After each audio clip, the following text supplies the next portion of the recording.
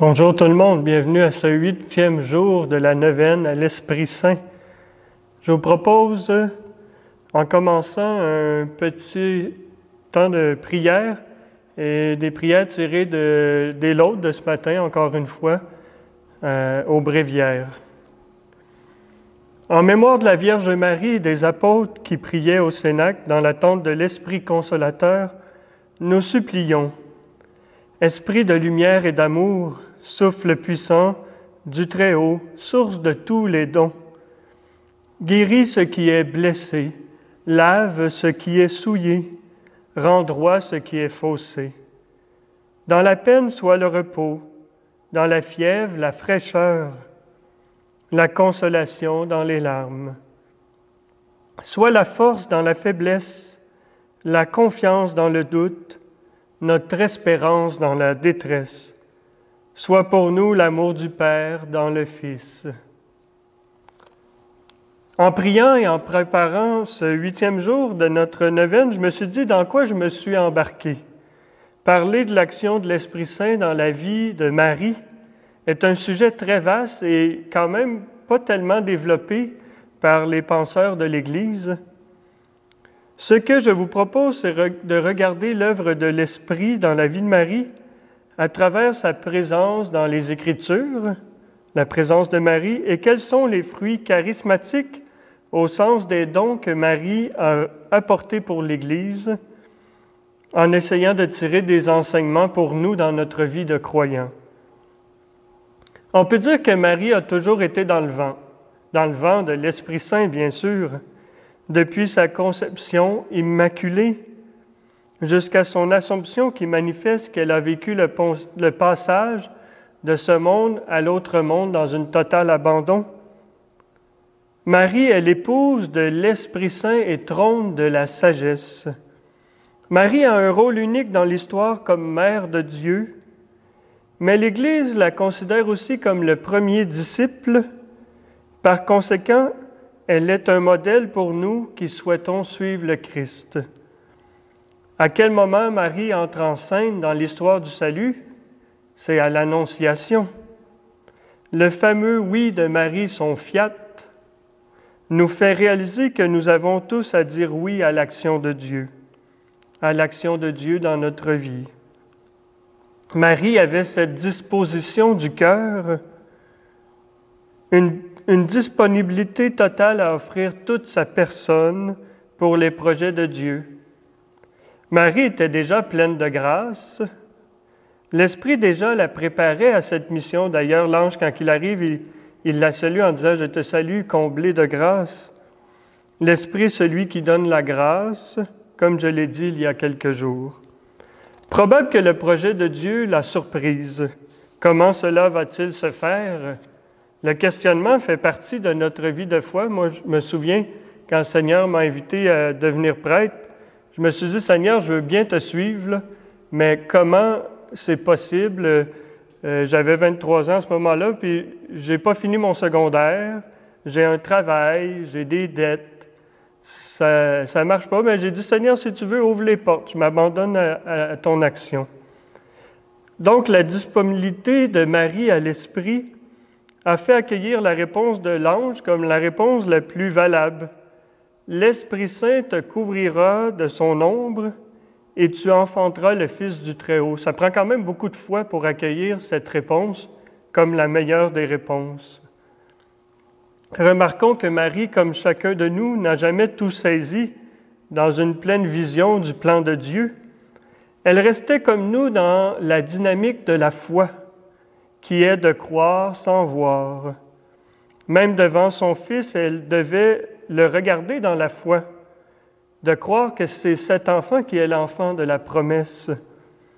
Et à différents événements de sa vie, l'évangéliste Luc nous fait remarquer qu'elle méditait, Marie, elle méditait dans son cœur tous ces événements. Un des fruits de l'Esprit est l'attrait pour le silence et la prière, à travers lesquels nous méditons les événements de notre vie, des événements joyeux, douloureux, lumineux, glorieux, comme les mystères du rosaire quand nous prions avec Marie. Après l'Annonciation, où elle a dit « Je suis la servante du Seigneur, qu'il me soit fait selon ta parole ». Et son mariage avec Joseph, elle est partie visiter sa cousine. L'Esprit ne peut pas se donner sans que la personne qui le reçoit soit motivée par l'amour du prochain. L'Esprit, c'est l'amour. L'Esprit met en nous la charité de Dieu. Cette visite était remplie d'un désir de servir le Seigneur qu'elle portait comme un trésor. Et là, à la visitation, ce fut comme une petite Pentecôte où même les enfants à naître se sont mis de la partie. Quand Élisabeth a entendu la salutation de Marie, l'enfant qu'elle portait en elle bondit dans son sein et elle fut remplie de l'Esprit Saint pour dire à Marie, « Tu es bénie entre toutes les femmes, et le fruit de tes entrailles est béni. D'où m'est-il donné que la mère de mon Seigneur vienne jusqu'à moi?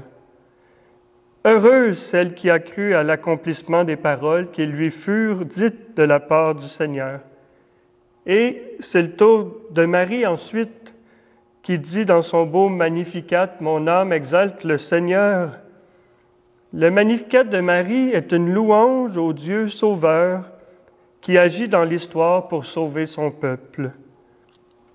Marie est bien consciente que l'œuvre de l'Esprit en elle est pour tous, pas pour elle seulement. Et sa prophétie va jusqu'à dire que tous les âges la diront bienheureuse. Quand l'Esprit agit en nous, qu'il nous donne des dons et des charismes, ce n'est jamais pour nous seulement. Donc, premièrement, un don, un charisme, c'est en vue du bien, et deuxièmement, pour servir. Je ne peux pas parler de tous les textes de la Bible en lien avec Marie, mais ce ne fut pas toujours rose dans sa vie. On peut penser aux nuits de la foi, comme j'expliquais lors d'une journée de cette neuvaine. On peut penser aux 7 douleurs de Marie. Là, il y a la naissance. Je ne vais pas m'attarder à la naissance de Jésus, qui est quand même un événement capital et qui fait partie du plus grand charisme de Marie. Quel est ce charisme? C'est la maternité, car elle a enfanté le Fils de Dieu, elle est la mère de Dieu. En cela, elle rejoint toutes les femmes qui ont aussi enfanté physiquement, mais je dirais aussi spirituellement des enfants. J'ai une reconnaissance immense pour ma mère, merci maman, mais aussi pour toutes ces femmes qui m'ont accompagné dans mon cheminement et m'accompagnent encore. Je pourrais dire que ma vocation a été en grande partie enfantée par la prière des femmes, puis j'oserais dire des saintes femmes. Avant d'aller à la croix, cet événement capital dans la vie de Marie, réalisons que la mission de Marie a été en grande partie le quotidien à Nazareth.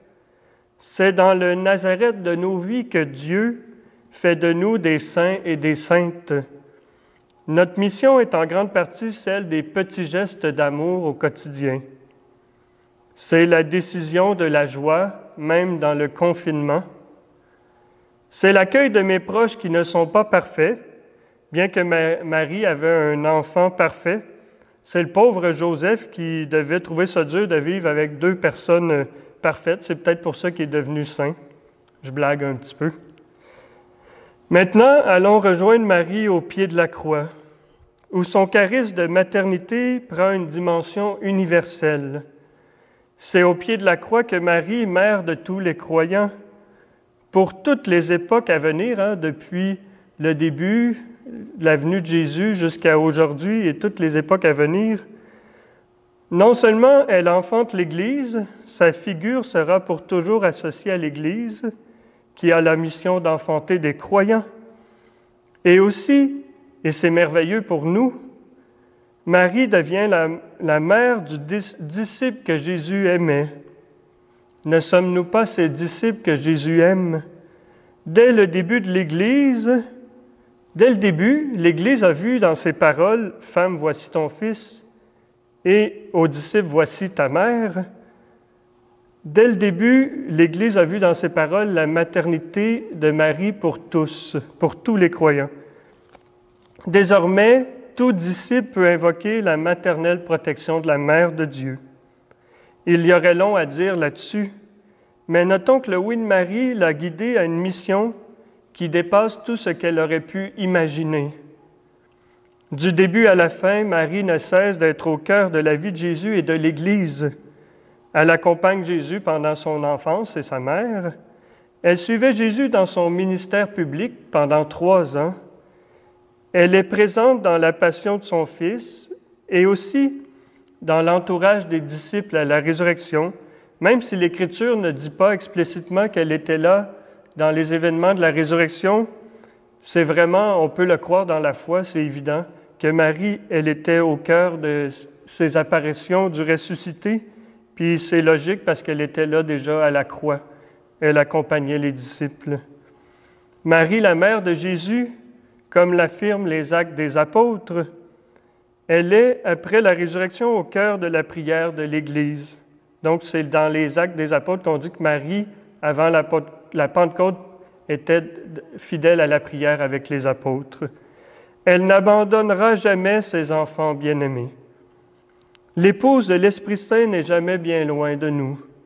On peut invoquer Marie et demander son intercession pour que nous disposions à recevoir l'Esprit Saint. Demandons à Marie, notre maman du ciel, de nous enseigner comment s'abandonner à l'Esprit. Marie, mère de l'Église, épouse de l'Esprit Saint et trône de la sagesse, priez pour nous. Demain, 9e jour de notre neuvaine, je vous promets enfin de parler de mon expérience de l'Esprit et aussi de la sobriveté de l'Esprit comme je l'ai promis. Donc, on se revoit demain. Merci beaucoup d'avoir été là. À bientôt.